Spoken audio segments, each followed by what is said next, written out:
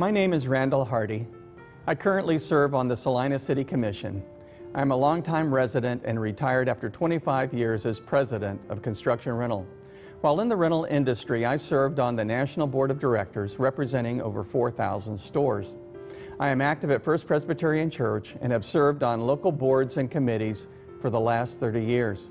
Sarah Lynn Reese Hardy and I have 3 sons and 4 grandchildren, all who live in Kansas City.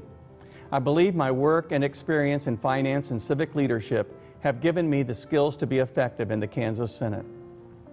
The legislature is leading our state down a fiscal path that is not sustainable. Kansas has had its fiscal ups and downs under both parties, but we have not experienced the continuous level of fiscal setbacks suffered since 2012. The root cause of our budget deficit is an unfair tax code which has destroyed the budget, killed jobs, and ruined our state's credit rating. Topeka is broken. The current group of legislators are crippling our budget by subsidizing special interest while not maintaining a functioning government. I believe we must change course and be fiscally responsible. I will take a balanced approach where everyone pays for the basic services that Kansans support. The Brownback tax plan supported by Senator Arpke punishes hard-working Kansans and rewards a select few. I will support fair tax codes for Kansans, stop the reckless budgeting policies, and restore the Kansas value of fiscal responsibility. Historically, Kansas implemented a broad-based tax structure where all Kansans were asked to help pay for the basic services we all support. As one friend phrased it, we all paid a little bit. The Brownback tax cuts of 2012 were a dramatic departure from that concept. State government revenues are represented by a 3-legged stool: income tax, sales tax, and property tax. The system works well when the legs are balanced. By drastically reducing the business tax base in 2012, Governor Brownback placed a strain on the remaining legs, which has led to our unprecedented revenue shortfalls. Since the Brownback-Arpke tax cuts of 2012, funds from the state for education adjusted for inflation are declining.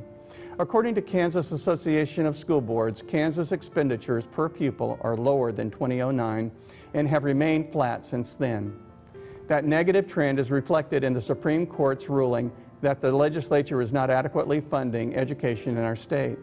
Education is high on the list of priorities valued by Kansans.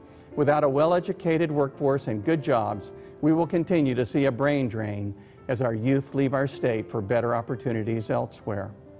As a city commissioner and businessman, I know good schools and education are an economic priority.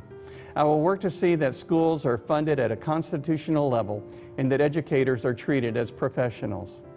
A well-educated workforce is fundamentally important to innovation, job growth, and economic prosperity. Bridges and highways are the economic lifelines of our state. All of us depend on a well-maintained and safe system to deliver goods to market and provide a safe and dependable system for schools, hospitals, and travelers. Salina, sitting at the intersection of 2 interstate highways, understands the value of an excellent highway system. Beginning in 2010, the legislature began borrowing from the Highway Fund, and to date, that amount exceeds $2.7 billion of the $8 billion fund. It is irresponsible for the legislature to continue to raid funds meant to preserve our infrastructure with no plan to repay the Highway Fund. I've worked on the highway industry for over 30 years. I know and understand the importance of a continuously well-maintained highway and bridge system. As a member of the Salina City Commission, we are working hard to move Salina to a better place. We are positioned for redevelopment and growth with a focus that will make our city a destination for miles around. I am ready to take that same effective and can-do attitude to Topeka in January.